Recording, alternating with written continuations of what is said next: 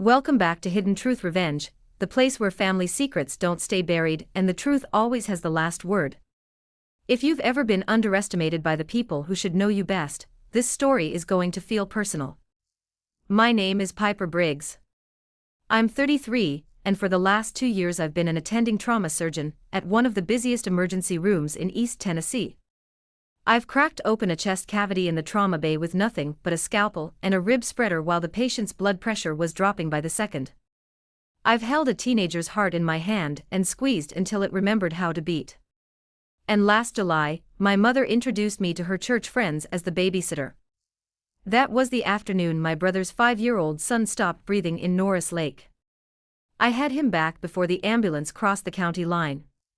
But what happened at the hospital afterward, what the ER chief said when she walked into that waiting room and saw me sitting with the civilians, that's the part my mother still can't explain to her book club. The night before the lake party, I worked a 16-hour shift. 3 surgeries back-to-back, a car wreck on Chapman Highway, a stabbing outside a bar on Cumberland Avenue, and a motorcycle kid who hit a guardrail at 70 and came in with his femur in 2 pieces. That last one was touch and go for 40 minutes. I had my hands inside his abdomen, clamping a bleeder I couldn't see, while the anesthesiologist counted down his pressure. He stabilized at 2 in the morning, and walked out of the hospital 11 days later with a titanium rod, and a story he'd tell for the rest of his life. I went back to the call room, sat on the edge of the cot, and peeled off surgical gloves that had gone stiff with dried betadine. My wrists smelled like iodine. They always did. Donna, the night shift charge nurse, stuck her head in on her way past. She'd been running trauma bays since before I started medical school. "Briggs, go home. You look like you lost a fight with a cement mixer." I told her I had one more set of notes to finish. She shook her head. "If Briggs is on, I sleep better. But even Briggs needs a bed." She left a cup of black coffee on the counter. It was cold by the time I got to it. I drank it anyway. Typed my surgical notes at the workstation with one hand and scrolled through my phone with the other. A text from my brother Grant, Lake House party Saturday. Whole family. Bring a swimsuit. I stared at that text for a long time. At work, people called me Dr. Briggs. They trusted me with their worst moments. At home, things worked differently. I grew up in Maryville, Tennessee, 20 minutes south of Knoxville. Close enough to see the Smokies from the backyard. Small enough that everyone knew your father poured their neighbor's foundation. My dad, Dale Briggs, ran a construction outfit, 3 trucks, a dozen guys, honest work, early mornings. My mom, Lorraine, kept the house, ran the church bake sale, and had opinions about everything except her own ambitions. My brother Grant was 4 years older, built like a linebacker, and destined from birth to take over the family business. Nobody ever said it out loud. They didn't have to. The dinner table had 2 chairs that mattered, and they both faced Grant's direction. I was the quiet one, the one who read anatomy textbooks in the back seat during football games. When I got a full scholarship to UT's pre-med program, my mother's first response was, "For more years." Then how many more after that? "When are you planning on coming home?" I told her straight, "I'm building something, Mom." She changed the subject to Grant's new truck. The pattern started early and calcified fast. My second year of medical school, I called home on a Sunday. Lorraine had me on speakerphone. I could hear dishes, the TV, Dale coughing. A neighbor stopped by. Lorraine said, bright as Sunday morning, "Oh, Piper. She helps out at a clinic somewhere." I said, loud enough for the room, "I'm in medical school, Mom. I dissected a cadaver last Tuesday." Lorraine laughed. "Oh, you know what I mean." I did know what she meant. She meant she'd already decided what I was, and the facts were not invited to the conversation. That was the first time I heard her reshape me. It would not be the last. I fought back. I want that clear. I was never the kind of woman who swallowed the insult and smiled. The first year of residency, I mailed home a framed copy of my medical school diploma, Doctor of Medicine, University of Tennessee, summa cum laude. Packed it myself, insured it. 6 weeks later I drove down to visit and looked for it on the wall. Not in the hallway. Not in the living room. Not in the den next to Grant's contractor's license and his framed photo shaking hands with the county supervisor. I opened the hall closet. My diploma was leaning against the vacuum cleaner, still in the bubble wrap. I pulled it out and set it on the kitchen table. Where should this go? Lorraine dried her hands on a towel. Oh, honey. I just haven't found the right spot. I pointed at the wall behind the couch where Grant's certificates hung in a neat row. Right there seems to work fine for Grant. She changed the subject to pot roast. The second time, I invited the whole family to my residency completion ceremony in Knoxville, 45 minutes away. Dale said he had a concrete pour that week. Lorraine said the drive was too much. I stood in the hospital auditorium and accepted my certificate next to colleagues whose families filled 3 rows. Dr. Calloway, the ER chief, took the photo for me. The third time, I called home the day I passed my board certification. Lorraine picked up. I said, "Mom, I'm a board-certified trauma surgeon." She said, "Oh, that's nice, honey. Grant just signed a contract for a 32-house subdivision. Did he tell you?" I said, "Mom, I'm a surgeon. Not a nurse. Not an aide." She said, "Playing nurse, playing doctor, what's the difference? You're still up at that hospital all hours." That was the last time I corrected her. Not because I gave up, but because I redirected my energy to the people who actually needed it, the ones bleeding on my table at 3 a.m. Grant's Lakehouse invitation sat in my phone for 2 days. I almost declined. I had a shift swap I could have taken, Saturday overnight, 14 hours. Easy excuse. Nobody in that family would have questioned it. But on Thursday evening my phone buzzed again. It wasn't Grant this time. Aunt Piper. Colton's voice. 5 years old and incapable of whispering. "Daddy says you're maybe coming to the lake. Are you coming? I learned to swim. I can float on my back and everything. I want to show you." Behind him I could hear Kristen, Grant's wife, prompting, "Say please, Colton. Please." I leaned against my kitchen counter. My apartment was quiet. It was always quiet. One reading chair, a stack of surgical journals, a pothose vine on the shelf above the stove that somehow survived on neglect and fluorescent light. Colton was the only person in that family who never needed me to be anything other than his aunt. He didn't care about diplomas or job titles. He just wanted me to watch him float. "I'll be there, buddy. Save me a spot on the dock." I called in my shift swap. On Friday night I packed a bag, shorts, tank top, sunscreen. Then, out of habit, I grabbed the small emergency kit I kept in my car: gauze, tape, a pocket CPR mask, a pen light. Trauma surgeons carry things. It's not paranoia. It's pattern recognition. You see enough emergencies start in ordinary places, and you stop assuming anywhere is safe. I also tossed in a child's life vest, the kind with the buckle across the chest. Grant had mentioned Colton took swimming lessons. Swimming lessons are not the same as open water.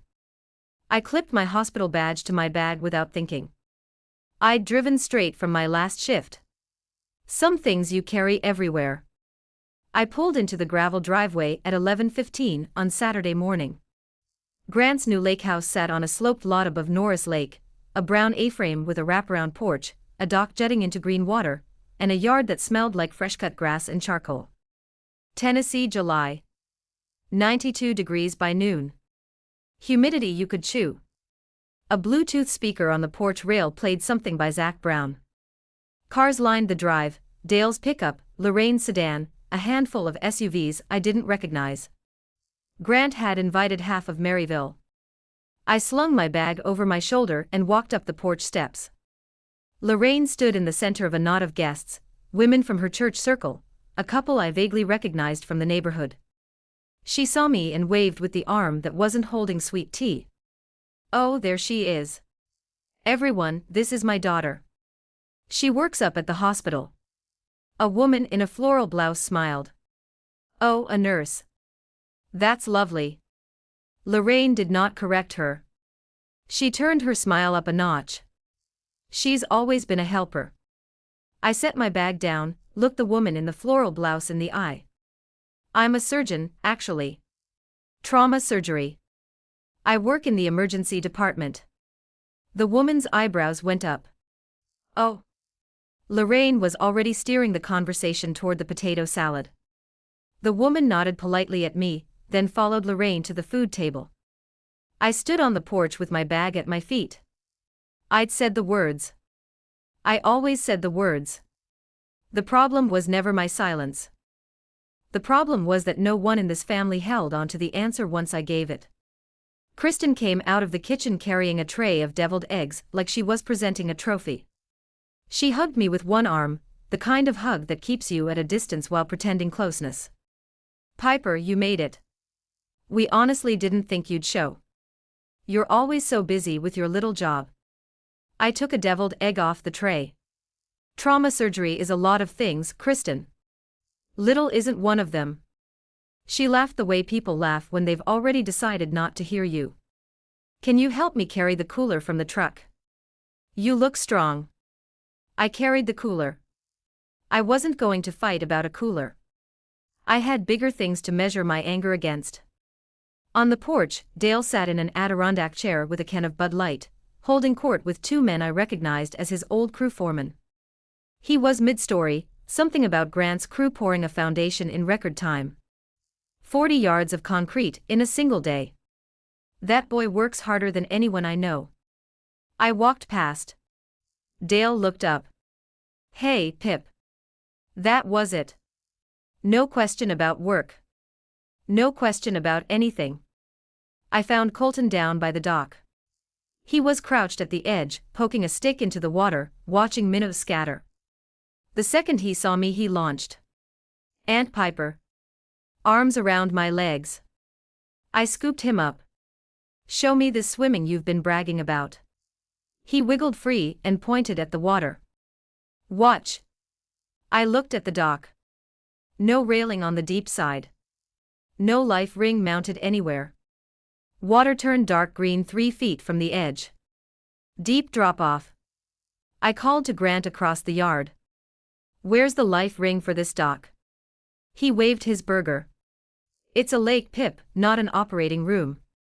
I left the child's life vest on the dock railing. Some habits save lives. More guests arrived around noon. Pastor Holt and his wife Darlene pulled up in a clean white Buick. Lorraine greeted them at the porch steps like visiting royalty, handshake for the pastor, cheek kiss for Darlene, the whole production. She walked them through the party introducing family. Dale got my husband, 38 years. Grant got our son, runs the family business. You should see the town's development he's building. Kristen got the best daughter-in-law a mother could ask for. Then Lorraine reached me. I was standing by the drink table pouring lemonade for Colton. And this is Piper. She put her hand on my shoulder, squeezed. She's our babysitter for the day. She's so good with Colton. She laughed, light and easy, like it was a charming little joke that everyone was in on. Darlene smiled. I did not. I'm not the babysitter, Mom. I'm a surgeon. Lorraine kept her smile locked in place. Oh, she's always so serious. You know how kids these days are. They all think they're saving the world. Darlene glanced at me with something that might have been curiosity or pity. Lorraine was already steering her toward the dessert table. I stayed by the drinks. Colton tugged my hand. Aunt Piper, why'd Grandma call you the babysitter? I looked down at him. Honest kid. Honest question. Because Grandma sometimes forgets what I do for work, buddy. He frowned. But you're a doctor. Yeah. I handed him his lemonade. I am. The progression was clear now, and I tracked it the way I'd track a patient's declining vitals. First visit, she helps out at the hospital. Next introduction, she's sort of a nurse. Now she's the babysitter. Each time a little further from the truth. Each time a little harder to correct without making a scene at someone else's party. In the early afternoon, with the sun high and the air thick enough to lean against, I sat down next to Dale on the porch. He was on his third beer.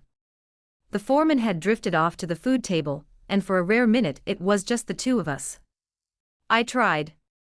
That's what I want you to understand.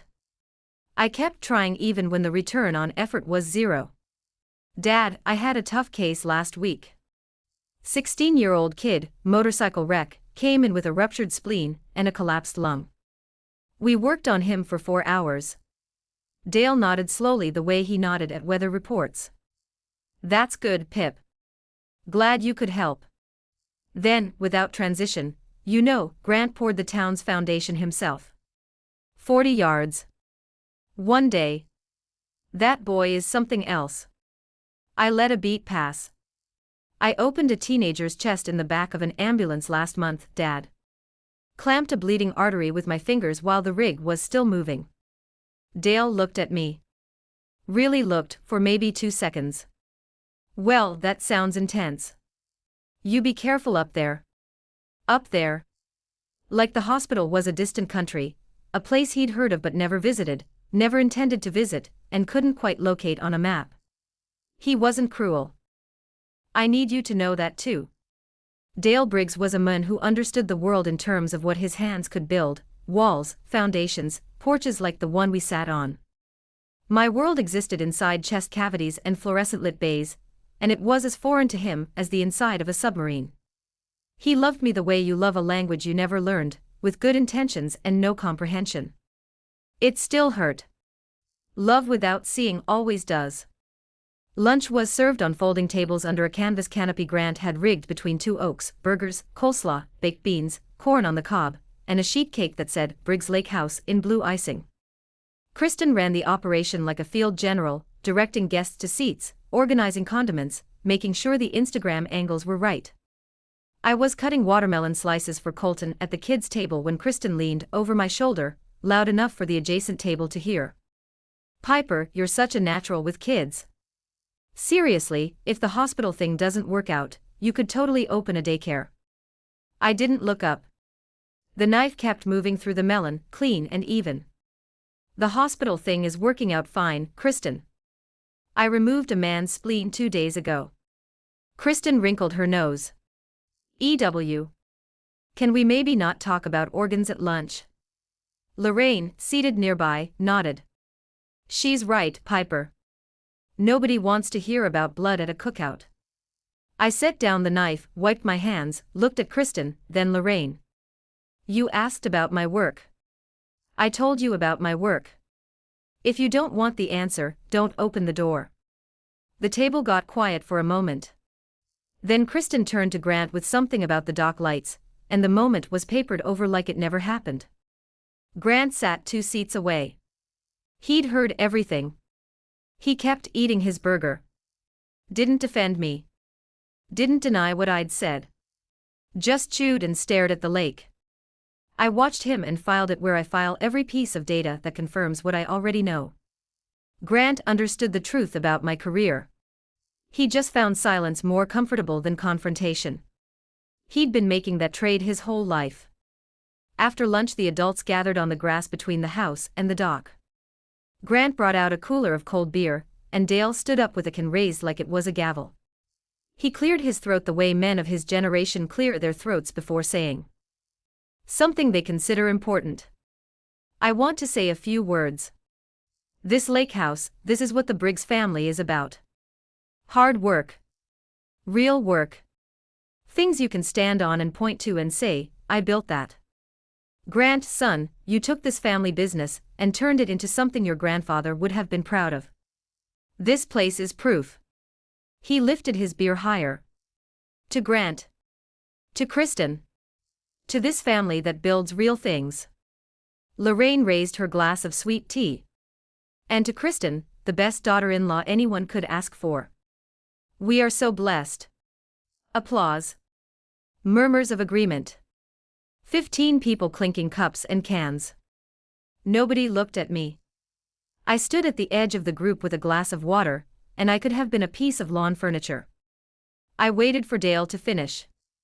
Then I said it, not shouting, not whispering, just clear, flat, and aimed directly at him.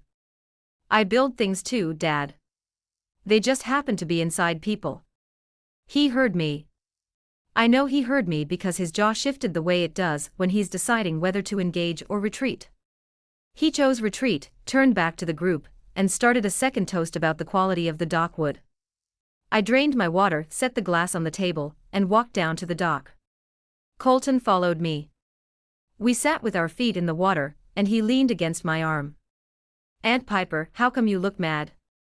I'm not mad, buddy. Just thinking. About doctor stuff. Yeah.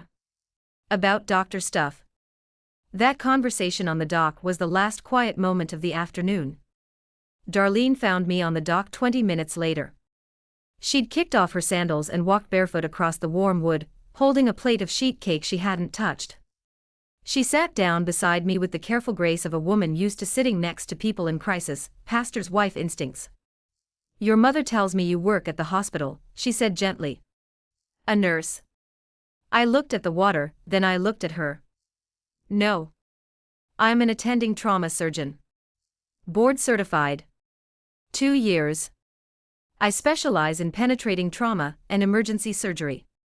If someone in this county gets shot or hit by a car or falls off a roof, there's a good chance I'm the one cutting them open at 3 o'clock in the morning.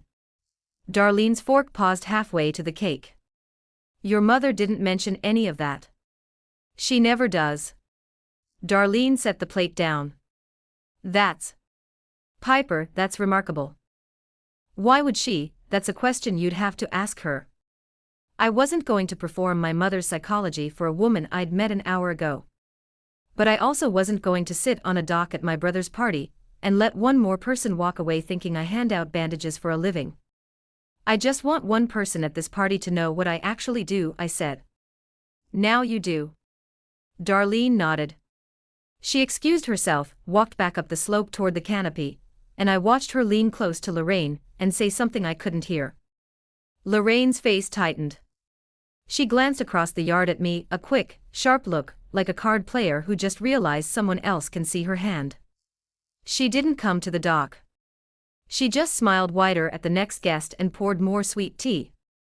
I turned back to the water. Somewhere behind me, the truth was circulating without my help. I went inside to use the bathroom. The lake house was cool and dim after the glare outside, and I stood in the hallway for a moment, just breathing air that didn't taste like sunscreen and charcoal smoke. On the kitchen counter, next to a bowl of car keys and a stack of napkins, there was a manila folder. The tab read, Important Documents, Lorraine B. I shouldn't have opened it, but my name was visible on the second page poking out from under a property deed. And when you see your own name on a legal document you didn't sign, you look. It was an advanced healthcare directive. Lorraine's. Dated 3 months earlier. Notarized. The kind of document people fill out when they start thinking about what happens when they can't speak for themselves anymore. I read it standing up, one hand on the counter, with the same focus I bring to a surgical chart. Section 1, Preferred Medical Decision Maker, Grant Briggs. Section 2, Physician to Consult, Dr. Raymond Hess, Family Medicine, Maryville. Section 3, Additional Notes. And here, in Lorraine's handwriting, shaky but legible, a single line, do not burden Piper with these decisions. She has given enough of her life to that hospital. Let her rest. I read it twice. I read it a third time. My mother had filled out a legal document about her own death, and she had specifically excluded her daughter, the trauma surgeon, the board-certified physician, the person in this family most qualified to make medical decisions under pressure. And her reason was mercy. She thought she was protecting me. I could see it. Lorraine at 14, waiting for her own mother to come to the school play. Her mother, the midwife, out on a dirt road in the winter dark delivering someone else's baby. Her mother, who never came home from work one night because her heart gave out behind the wheel. Lorraine's fear had a face. It looked like mine. But understanding where a wound comes from doesn't make it bleed less. I closed the folder, put it back exactly where I found it, walked outside into the Tennessee heat. That document sat in my chest like a second heartbeat for the rest of the afternoon. I came back to the party and acted like nothing had shifted. This is what I do in the OR. When a patient's vitals start sliding and the resident next to you is wide-eyed with panic, you don't match their energy. You go quieter, steadier. You compartmentalize the crisis into a sequence of tasks, and you execute them one at a time until the bleeding stops. I applied the same discipline to my mother's advance directive. Not now. Not here. I watched Lorraine circulate among the guests, refilling glasses, laughing with Darlene, as though the whispered correction on the dock had never happened. I watched Dale telling the concrete pour story for the third time. I watched Kristen angle her phone for a group photo. Then I saw Colton face down, arms slack at his sides, 15 feet from the dock, past the drop-off where the green water turned black. Not splashing. Not calling out.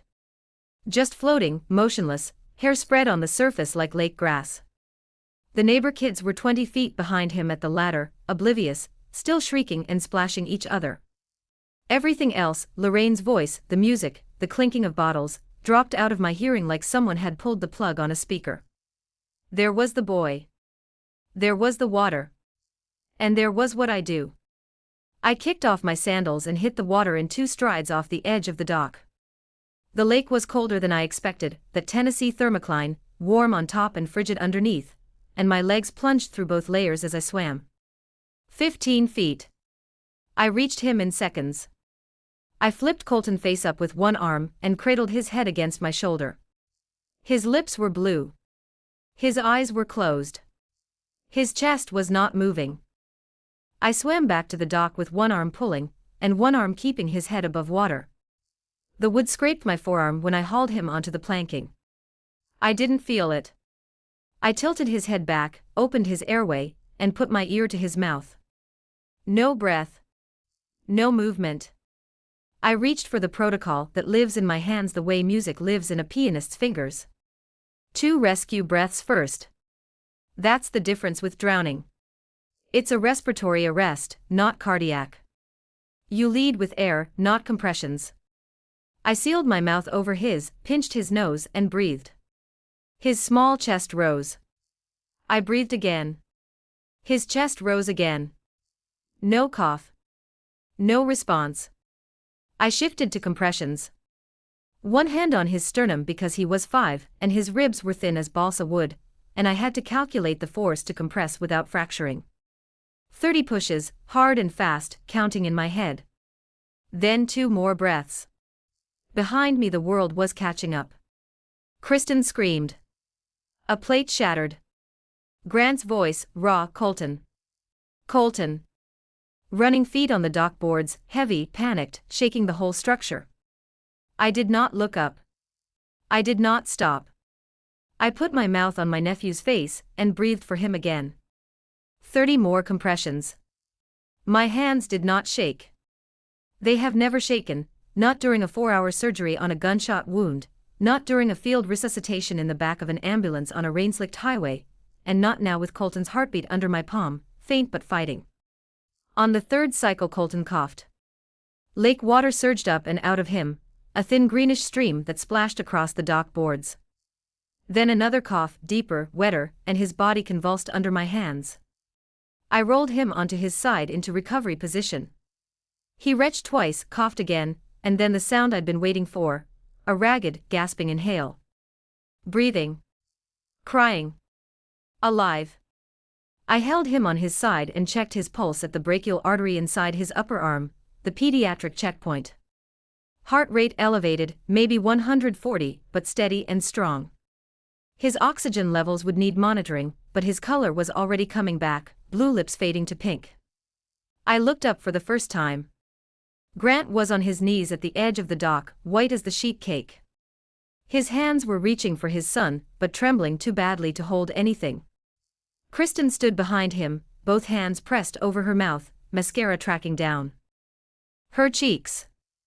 Dale had frozen halfway down the slope, beer can still in his right hand, as though his brain had stopped mid-step and forgotten to tell his body. Lorraine stood at the top of the yard with both hands covering her face.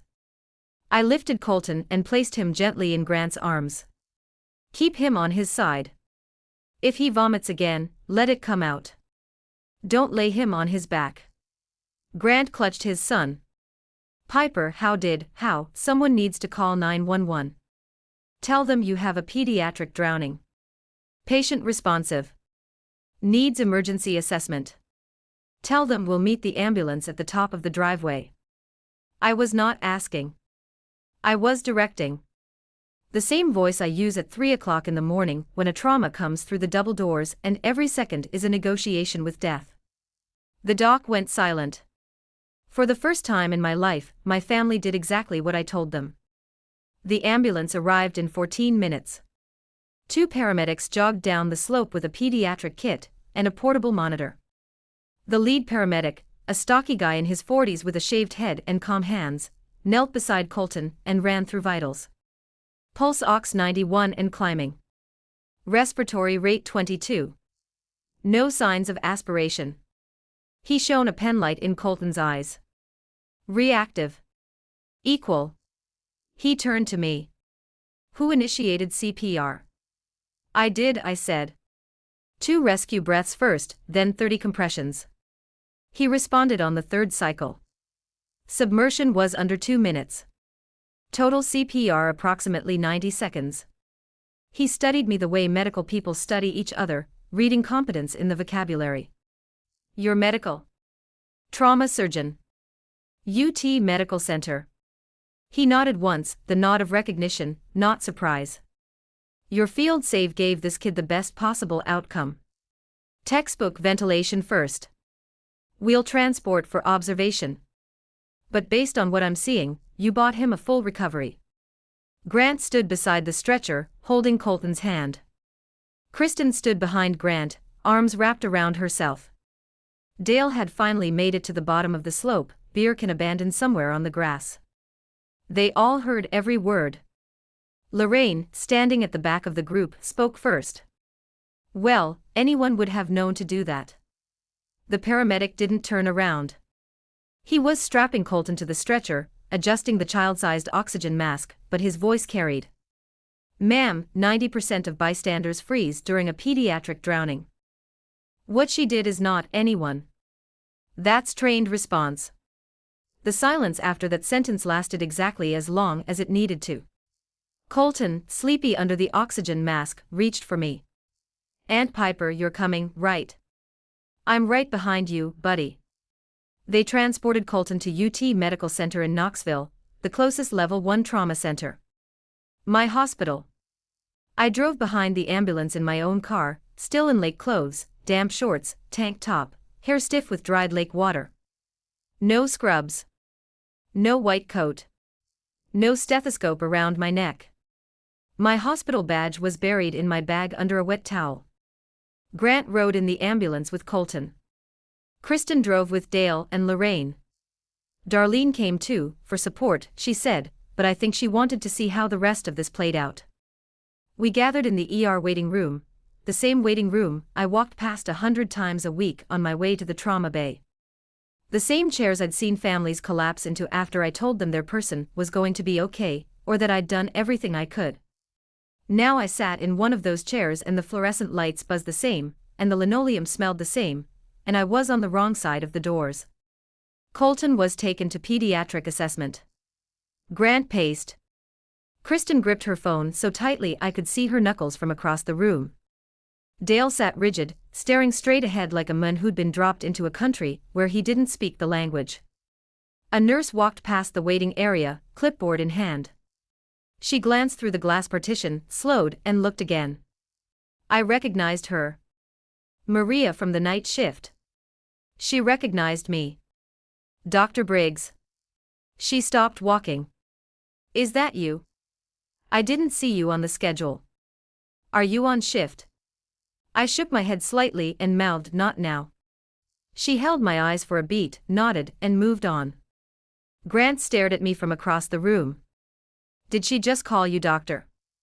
That's what people at my workplace call me, Grant. Waiting room's compress time. 5 minutes feels like 30. Lorraine filled the silence the way she fills every silence, with narrative. She was talking to Darlene, loud enough for the room to absorb, constructing a version of the afternoon that would fit inside her world. It happened so fast. One minute he was swimming, the next, honestly I thank God that Grant got to him when he did. I was sitting 3 chairs away. I got to him, Mom. Not Grant. She adjusted without missing a beat. Well, yes, you were in the water too. You helped. But the ambulance people said anyone could have, the paramedics said the opposite. You were standing right there when he said it. Her fingers tightened on the strap of her purse. I'm just saying let's not make this about who did what. The important thing is Colton is okay. I leaned forward. You're right. The important thing is Colton is okay. So maybe stop telling people a version of today where I wasn't the reason for that. The waiting room had that particular quality of silence that happens when everyone is listening and nobody wants to admit it. Kristen studied her fingernails. Dale cleared his throat. Darlene looked at the floor. Lorraine smoothed her skirt, one long, deliberate stroke, and turned her face toward the wall. She didn't argue. She didn't apologize. She just stopped talking, which for Lorraine was the nearest thing to surrender I'd ever witnessed. I sat back in my chair. She could rewrite a decade of my career. She'd proven that with every church potluck and neighborhood introduction. But she could not rewrite something 20 people watched happen 2 hours ago. And the distance between those two facts was closing fast. Grant found me in the hallway 5 minutes later. His face was wrecked, the kind of face you see on parents in the ER when the adrenaline is wearing off, and the magnitude of what almost happened is settling in like concrete. He stood in front of me and opened his mouth twice before sound came out. Piper, if you hadn't been there. If you hadn't, but I was there. He pressed the heels of his hands against his eyes. I should have listened about the life vest. I should have been watching the water. I was looking at a retaining wall while my son was, yes. You should have been watching. He flinched. I didn't soften it. Some truths need their full weight. And I should have, for years, Piper. I should have said something to Mom and Dad about what you do. About who you are. I told Colton, but I never, why didn't you? He looked at me with his father's eyes and his father's habit of retreat. Because it was easier. Because as long as they were focused on building me up, I didn't have to fight them about tearing you down. I let that sit. He'd said it plainly, and there was a kind of courage in the admission, even if it was years overdue. I don't need you to be sorry, Grant. I need you to stop being comfortable with their version of me. He nodded slowly, the way a man nods when he knows the bill has come due and there's no one else to pay it. I walked back into the waiting room and sat down. The fluorescent lights hummed. A vending machine in the corner cycled with a low mechanical groan. Lorraine was staring at a pamphlet about hand hygiene like it contained the secrets of the universe.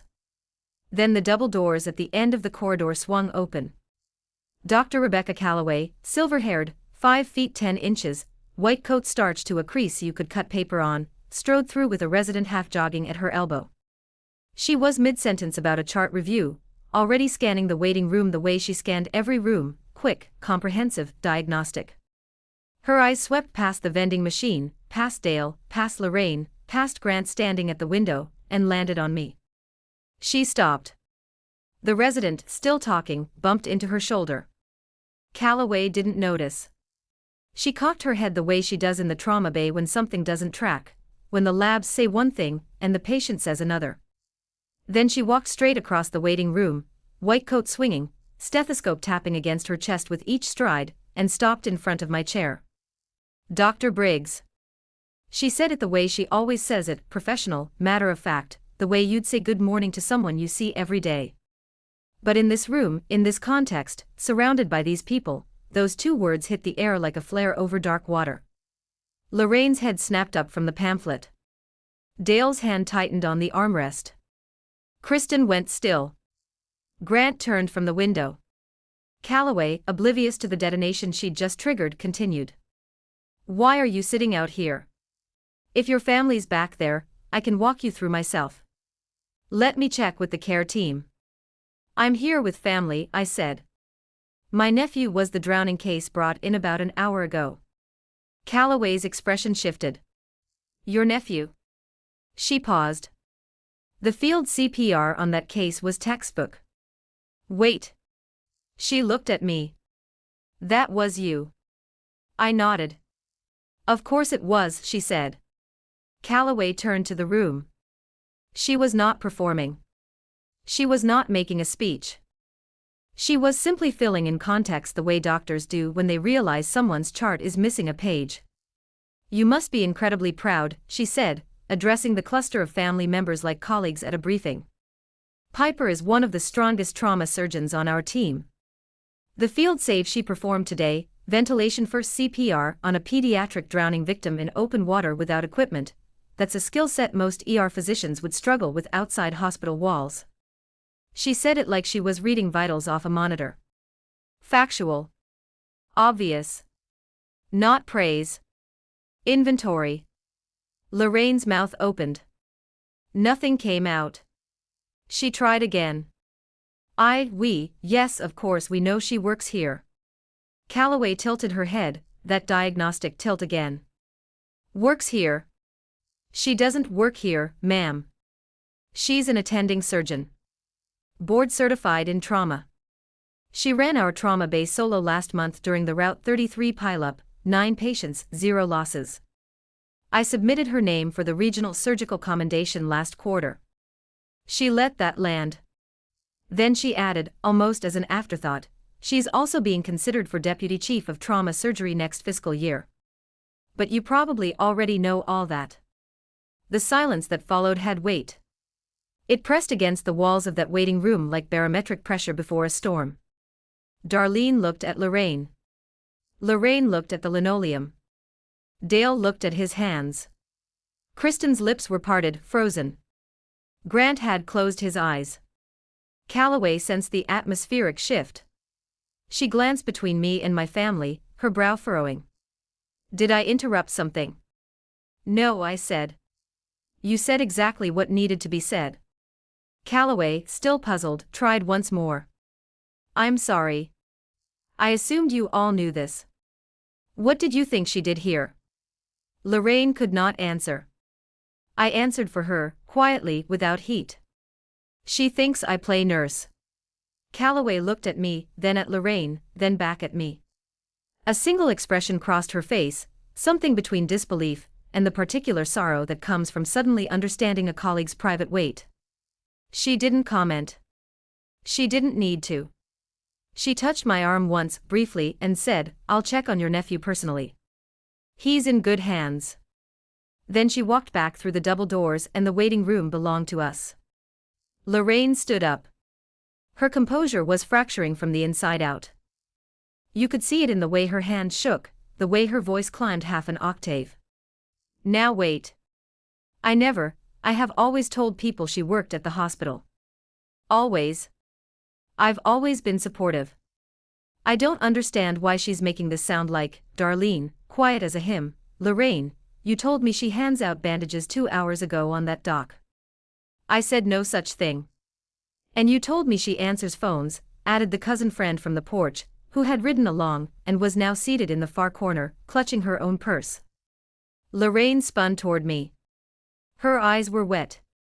You don't understand. I was trying to, your grandmother, she stopped. The sentence stalled at the edge of something she'd spent 48 years avoiding. I waited. I gave her the silence a surgeon gives a patient before delivering a diagnosis. Not rushing. Not retreating. Just steady. She couldn't finish it, so I did. I know about Grandma Rose, Mom. I know you were 14. I know she died on a back road coming home from a delivery, and you were waiting at the school for a play she never saw. I know you're terrified that what happened to her is happening to me. Lorraine sat down hard, like her legs had made the decision without her. Dale reached for Lorraine's hand. She let him take it. His face had the collapsed quality of a man who just realized he'd been standing in the wrong room for a very long time. But Mom, I continued, and my voice did not rise, instead of telling me you were afraid, you told everyone I was a receptionist. Instead of asking me about my work, you erased it. You didn't protect me from medicine. You protected yourself from having to admit I chose it, and I'm good at it. She didn't speak. Her free hand pressed flat against her thigh, fingers splayed the way people brace themselves when the ground shifts. Dale cleared his throat. Pip, he looked at Lorraine, at me, at the floor. I should have come to your ceremonies. I told myself you didn't need us there. I was wrong. I nodded. It was not enough, but it was the first honest thing he'd said to me in years, and I wasn't going to punish honesty with silence. You don't owe me an apology right now, I said. You owe me the truth. Next time someone asks what your daughter does, you tell them. Not your version. Mine. Grant from the corner, I'll make sure of it. I looked at Lorraine. I love you, Mom. But I will not let you teach Colton that what I do doesn't count. He already knows what I am. He's the only person in this family who's been proud of it out loud. Lorraine flinched. That landed. They'd all known, every single one of them. They just chose a story that was easier to tell. Calloway came back 20 minutes later with an update. Colton's chest X-ray was clear. Lung sounds normal bilaterally. Oxygen saturation at 98%. No signs of aspiration pneumonia. They'd keep him overnight for observation, standard protocol for pediatric submersion, but she expected a full recovery. He's asking for his aunt, Calloway added, looking at me with a small smile. We filed into the pediatric room. Colton was propped up on pillows, an oxygen cannula draped across his cheeks, looking smaller than usual against the white hospital sheets. His eyes found me before anyone else. Aunt Piper. The doctor said I'm going to be fine. I sat on the edge of his bed. She's right, buddy. You're tough. He yawned, the enormous jaw-cracking yawn of a 5-year-old whose body was demanding sleep after the most frightening hour of his young life. She said somebody did really good CPR on me. His eyes were drooping. Was it you? Yeah, buddy. It was me. He smiled, already half asleep. I knew it. Because you're a doctor. I pressed my lips to his forehead. His skin was warm. His heartbeat was steady under the thin hospital gown. Go to sleep, Colton. His eyes closed. I sat there for another minute, feeling his pulse through the mattress, counting it out of habit.